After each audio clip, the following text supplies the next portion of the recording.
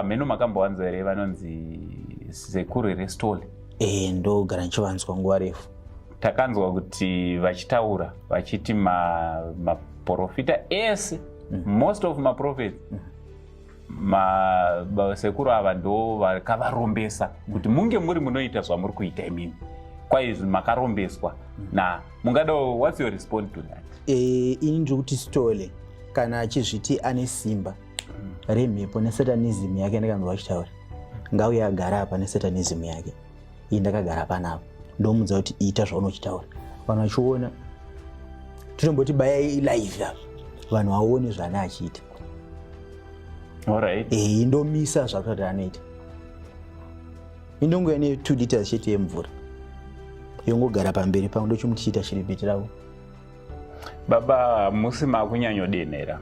Aiwa, ndisi kudena. Ndiri kuti Stole inini kwandiri haana chanokwanisa kuita. Angaudzake ruzhinji rweZimbabwe kuti aiwa no inde simba inde chakati. Indi usandakabuda nchonyini ngati ane simba ngaauye. Ari kuti iye ane simba rinokunda inini pasi rose Zimbabwe yese. Ngaauyewo mira oita chiripiti rake oiradza masimba ake ainawo. Indomurambidza masimba anawo. Momumisa. Indomisa simba rake ro. Simba raSatani harifira kukunda voice randonzwe. Alright. Alright. Saka muri kuti mimi so far muZimbabwe imimi ndimi muprofita number 1. Ini ndini number 1, hakuna mumwe futi anotera mushure.